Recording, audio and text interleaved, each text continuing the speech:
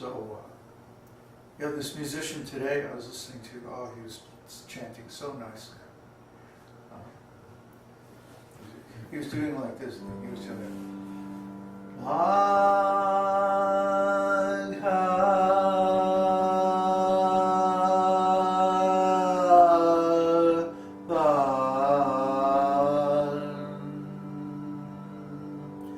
Śrī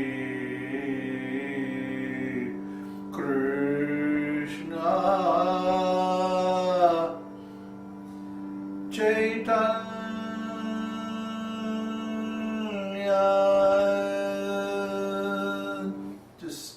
just so,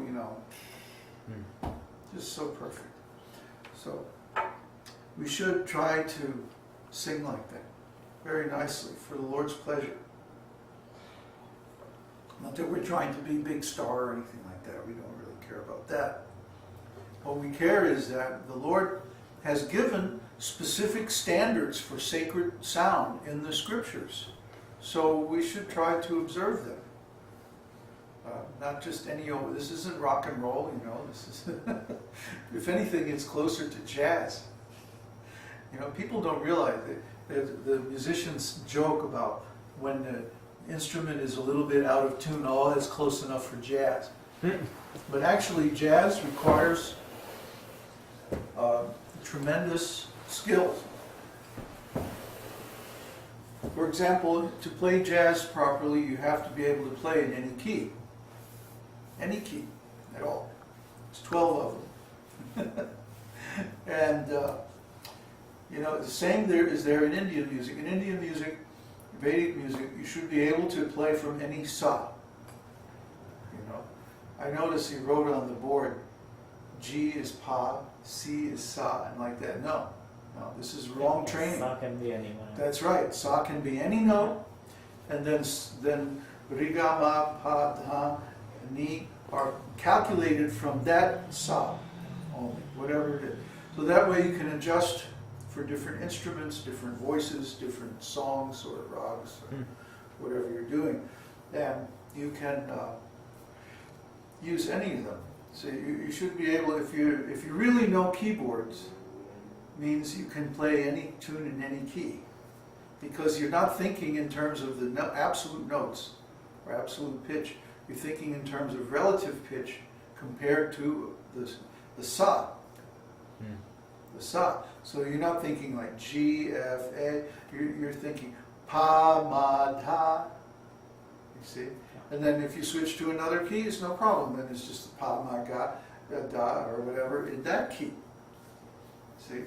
So because of wrong training, people learn a crippled way of doing things, and then in the future that becomes an obstacle for their further progress. This is why when you learn music, it's best to learn from the beginning from a master.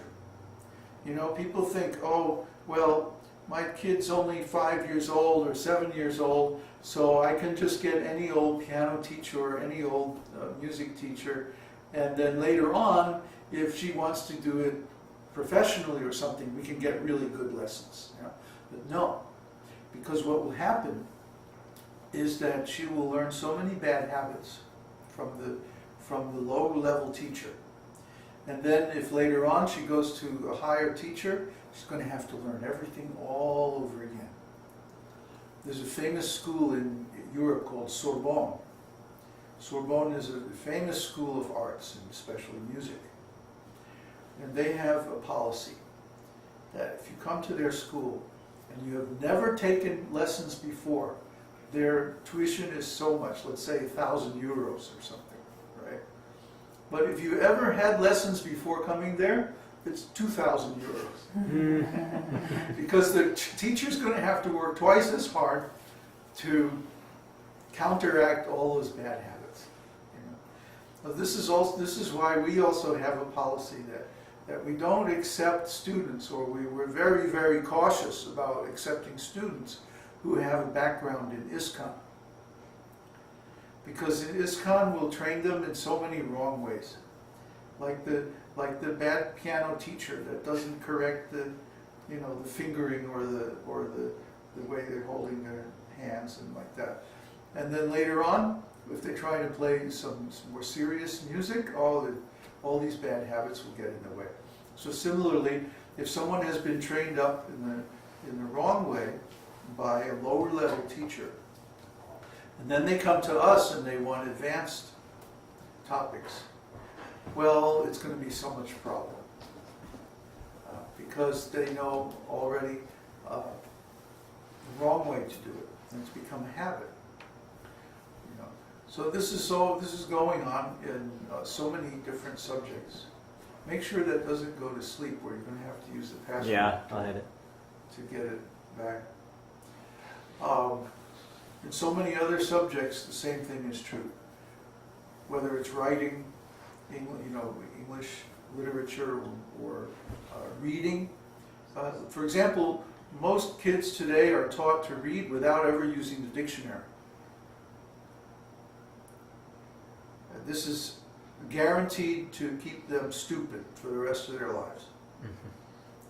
The use of the dictionary should be taught from the very beginning, because most of the small words in English, like of, such, that, for, which, and so many others, up has something like 28 primary definitions. They're all different, and they all depend on the context. So, to try to learn this language of English especially without reference to the dictionary is almost impossible. What will happen is, whenever you encounter the word that you don't have defined, you will actually fall unconscious. And you will dream that you know the meaning of the word. And then you wake up and you keep reading, having imagined a false meaning for this word. Or maybe that you don't have any definition for it at all. So how are you going to know the actual meaning intended by the author? That is, assuming the author knows the language and is using the word properly. But, let's be generous and assume that that's true. Certainly with Prabhupada's books. I mean, Prabhupada kept a dictionary. He kept the Oxford Collegiate edition dictionary. It's about that thick, about 1,500 pages. He kept that on his desk at all times. Now, I have never, and I mean this, never, ever seen a dictionary on any ISKCON devotee's desk, including top GBCs, Prabhupada's secretaries, temple presidents, so-called pundits. I have never, ever, in the 25 years that I was in ISKCON, in and out, I never saw a dictionary on any of their desks. But Srila Prabhupada kept a dictionary on his desk at all times, and he would travel with that dictionary. And that was one of his, like rock stars have a list of things that have to be in their dressing room, backstage. 1 quart of Martinelli's sparkling apple juice. 5-gallon ice chest full of ice. Another 5-gallon ice chest full of cocaine, whatever it is. But with Srila Prabhupada, it was, if you want Srila Prabhupada to come to your center, you have to provide this and this and this and this. And one of those items was dictionary. Oxford Desk Dictionary, like that. It had to be Oxford. No other dictionary would do. Not Webster, not any of them. Only Oxford. Because Prabhupada's writing depended on the specific scientific use of precise language. Because Prabhupada is not writing a novel. But what Prabhupada is writing is more like mathematics. The mathematics of consciousness. And if you understand deeply the meanings of the words in Prabhupada's books, if you duplicate the meaning of Prabhupada's writing, you will also be able to duplicate the state of consciousness that he is talking about in those books. That Vyasadeva is talking about, actually. But this is the power of Vedic sound vibration. See? But to fully utilize that power, you have to follow the process. And the process is you have to have the word properly defined. In Sanskrit, there's a whole process of how you interpret